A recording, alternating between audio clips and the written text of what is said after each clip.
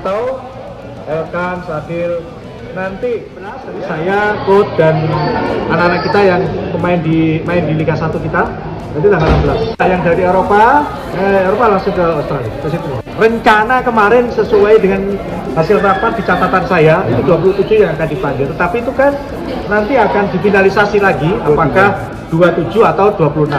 Ada yang akan menarik dan itu nanti akan tersampaikan di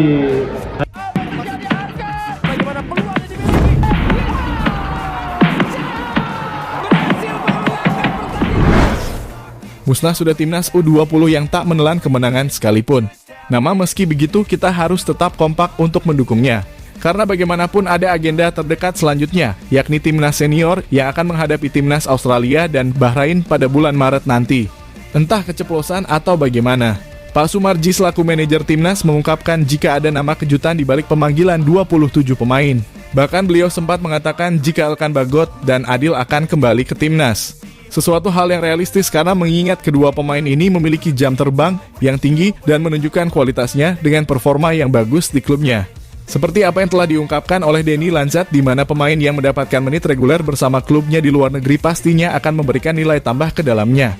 Sesuatu hal yang menimbulkan fakta ketika banyak pemain-pemain Indonesia yang berkarir di luar negeri mendapatkan rebutan di bursa transfer. Ketika Kelvin Verdon masuk radar PSV, Mads Hilgers yang sedang didekati oleh beberapa klub ternama. Jay Itzes yang secara langsung dibidik oleh Zlatan Ibrahimovic ke AC Milan, Kevin Dix ke Bundesliga, dan lain sebagainya. Was just a boy, Christmas brought so much joy, couldn't wait for the presents and laughter. I couldn't sleep late at night, looking for Santa with lights. Those are the memories I still remember. Then I became a man, lost sight of who I am. Ya, sejatinya pemanggilan pemain timnas Indonesia dari 27 nama yang telah di-spill oleh Pak Sumarji, biasanya para pemain akan dipanggil dekat-dekat pertandingan sekurang-kurangnya 2 minggu hingga 3 minggu sebelum pertandingan resmi. Dan dari nama-nama yang sudah menjadi langganan dari era STY, kabarnya Pak Sumarji mengkonfirmasi jika akan ada kejutan. Intinya dari 27 nama yang dipanggil akan dikecilkan lagi sesuai regulasi timnas Indonesia.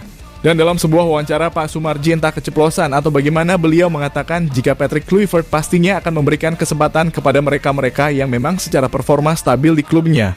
Terutama pemain abroad seperti Elkan yang 99% comeback. Adapun Sadil Ramdhani yang secara tersirat di-spill oleh Pak Sumarji sebagai salah satu pemain yang mempertimbangkan untuk kembali lagi ke timnas.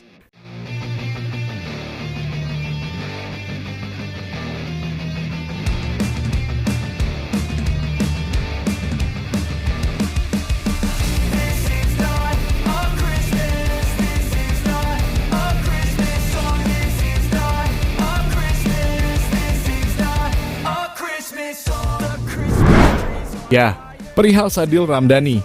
Dia adalah salah satu pemain berbakat yang berkualitas.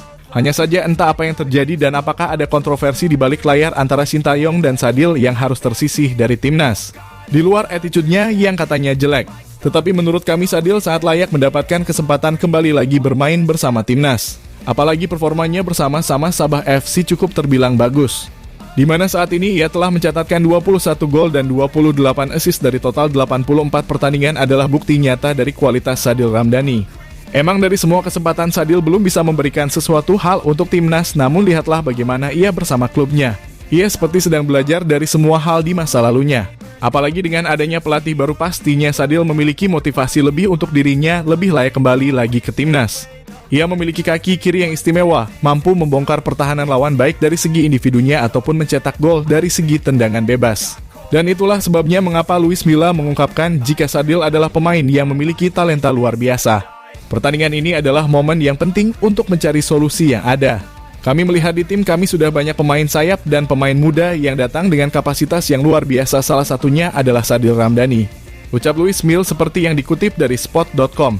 Dan untuk itu tidak ada salahnya untuk bisa memberi kesempatan kepada Sadil Ramdhani kembali ke timnas Indonesia.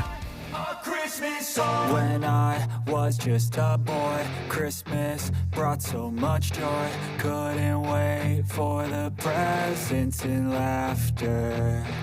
I couldn't sleep late at night, looking for Santa with lights. Those are the memories I still remember.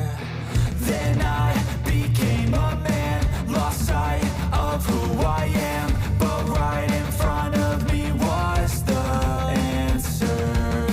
'Cause on Christmas I feel joy, and I turn back to a boy. The answer is to stay young forever. This is not a Christmas, this is not a Christmas song. This is not a Christmas, this is not a Christmas song. This is not a Christmas, this is not a Christmas song. Ya, dengan 27 nama yang akan dipanggil Patrick Kluivert ke timnas Indonesia. Dan dengan perkataan Patrick Kluivert yang mengungkapkan jika Patrick akan memantau pemain yang memiliki jam terbang tinggi di klubnya. Dan hal itu tak luput dari peran seorang bek jangkung yang memiliki tinggi badan 198 cm yakni Elkan Bagot. Situasi yang sangat memungkinkan karena ia bisa berdoa dengan bola-bola atas dan bola bawahnya juga tidak kalah bersaing. Meski begitu banyak pemain yang berposisi di bek timnas Indonesia yang sejatinya Elkan harus bisa bersaing dengan pemain-pemain abroad lainnya.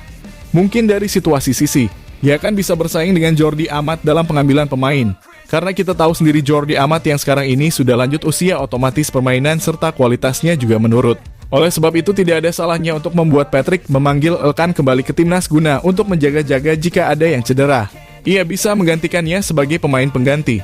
Jacket, my stockings filled with acid. Am I dreaming? What just happened? This is not a Christmas. This is not a Christmas song. This is not a Christmas. This is not a Christmas song. This is not a Christmas. This is not a Christmas song. This is not a Christmas. This is not a Christmas song. Ya, terlepas dari itu semua, seperti apa yang telah kita bicarakan di awal tadi, terlepasnya banyak pemain abroad yang menjadi rebutan di bursa transfer, sudah pasti secara tidak langsung ikut menaikkan nama Indonesia di kancah dunia.